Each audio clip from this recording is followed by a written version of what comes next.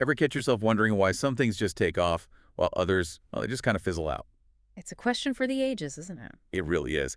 And today, we're tackling it head on as we take a deep dive into Jonah Berger's Contagious. Oh, contagious. Great pick. It really makes you look at how ideas spread in a whole new light. Absolutely. Berger gives us this framework, these 6 key principles he calls STEP PPS.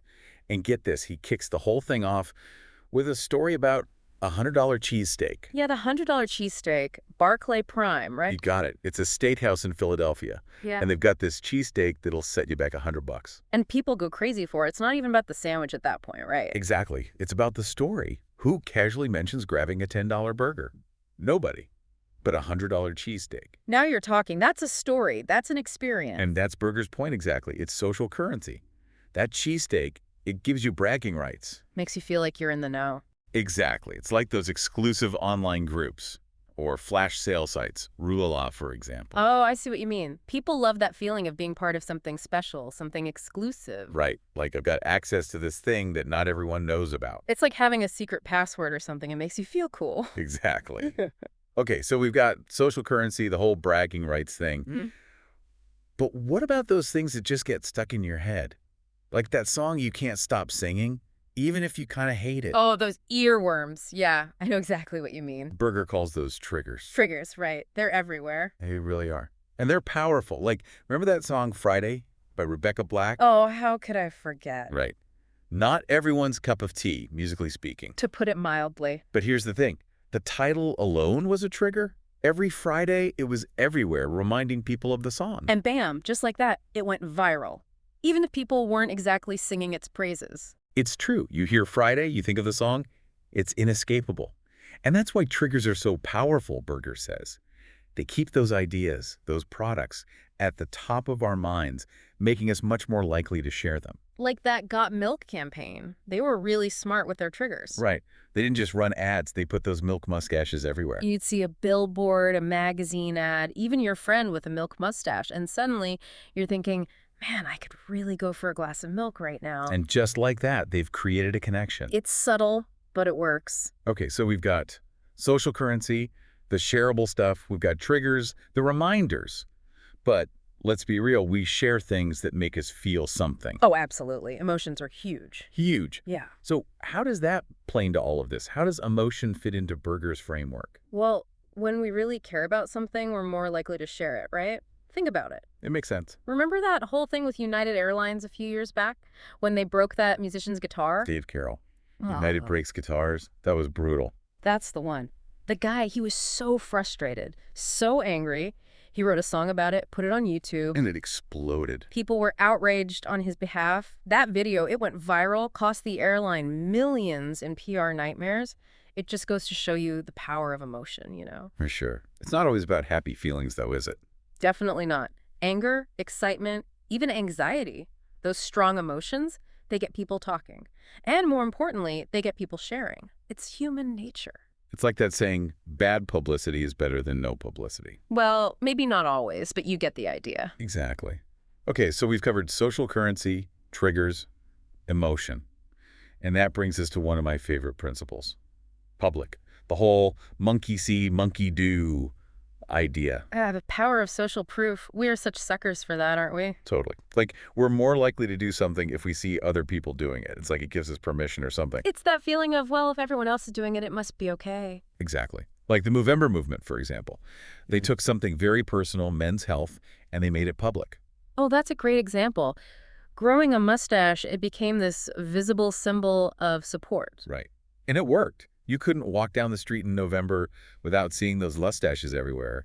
It really got people talking about men's health. And more importantly, it raised a ton of money for research. This goes to show you sometimes all it takes is making something visible, you know, Okay. making it okay to talk about. And that's the thing about these principles, right? They're not just for big marketing campaigns, they're everywhere. You're right. You know, we see them all the time. But like, think about all those viral videos we've all seen. Oh, yeah, like those Will It Blend videos. Exactly. Those were genius. I mean, who would have thought blending random stuff in a blender would be so captivating? Like, will it blend? Of course it'll blend. It's a blender. But we couldn't look away. That's the thing. They were so simple, but they totally worked. It was visually engaging, for one. Social currency right there. Exactly. People are sharing those videos left and right. Like, hey, have you seen this crazy thing? They're blending an iPhone now. And it tapped into that emotional side too, like you're amazed, you're laughing, maybe a little bit horrified, but you can't stop watching. It was marketing gold, Right. really. But let's get back to Berger's principles. Okay, yeah, let's see. We've covered social currency, triggers, emotion, public. So that brings us to, oh, practical value. Ah, yes, practical value, the one we can all appreciate, right? We love sharing useful stuff, like life hacks, those did you know It facts. makes us feel like we're in the know, like, hey, check out this cool shortcut I learned. And the best part is, if something genuinely makes your life easier, saves you time or money, you're going to tell everyone about it. Oh, for sure. It's like those, as seen on TV products, they're always highlighting the practical value. Oh, absolutely. Those infomercials are masters at it. They create the sense of urgency, this feeling like you're getting an incredible deal. Like, this amazing gadget normally costs a fortune, but for a limited time only. You can get it for 3 easy payments of $19.99. It's irresistible. Okay, so we've got social currency, triggers, emotion, public, practical value. What's left? Well, that brings us to the final principle, stories. Stories. We are hardwired for stories, aren't we? I mean, think about it. What's more engaging? Yeah. A list of facts about a company or... Or a captivating story about how they helped a customer overcome a challenge. See, you get it. Of course. Stories are how we connect with each other, how we make sense of the world. It's like you can sneak in so much information, even complex ideas, within a good story. Exactly. And because we're so engaged, we're more likely to remember those ideas, those messages. Think about Aesop's fables. Classic. Those stories have been teaching us life lessons for centuries. It's like sneaking vegetables into a kid's meal, right? Exactly. You disguise the important stuff with something enjoyable, something relatable. And speaking of relatable, remember Dove's evolution campaign? The one with the time-lapse video showing the model's transformation. Yes. That campaign was brilliant.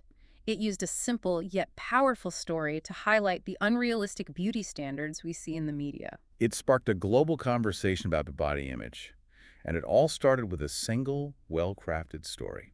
That's the power of stories, my friend. They stick with you, they make you think, and sometimes they even inspire you to make a change.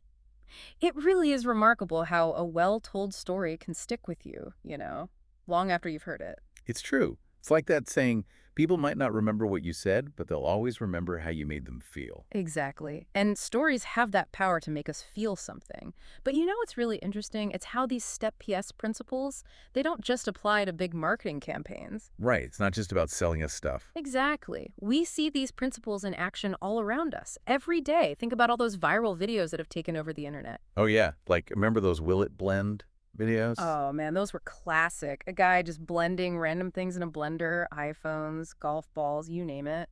It was ridiculous. And everyone was so hooked. But why? Why were those videos so captivating? Well, for one thing, they were visually engaging. People love watching things get destroyed. It's true. There's something oddly satisfying about it. Right. But there's more to it than that. Those videos, they tapped into our emotions. You're watching them and you're amazed, you're laughing, maybe you're even a little bit horrified, but you just can't look away. And don't forget the social currency. People were sharing those videos like crazy. Absolutely. It was like, hey, you got to see this. They're blending a Big Mac now. Brilliant marketing, really. Yeah. They took this simple concept, blending stuff, and they turned it into a viral sensation. And it just goes to show you, you don't need a huge budget or a complicated idea to create something contagious. Sometimes it's about finding that simple, relatable concept and presenting it in a way that sparks those Step PPS. Speaking of relatable, I think we have to talk about Dove's evolution campaign one more time. Because that campaign, it really highlights how powerful these principles can be, even when it comes to addressing important social issues. That campaign was a game changer. I mean, they took this really simple idea, this time-lapse video showing a woman's transformation into a billboard model. And it was so eye-opening. You realize how much goes into creating those images we see in the media and how unrealistic those beauty standards really are. And it sparked this global conversation, this movement about body image and self-esteem. All because they were able to tell a story that resonated with people, a story that made them think, made them feel something. It's proof that these principles, they're not just about selling more products, they're about connecting with people on a deeper level. about starting conversations, sparking movements, and making a real impact. And that's what I find so inspiring about this whole concept of contagiousness.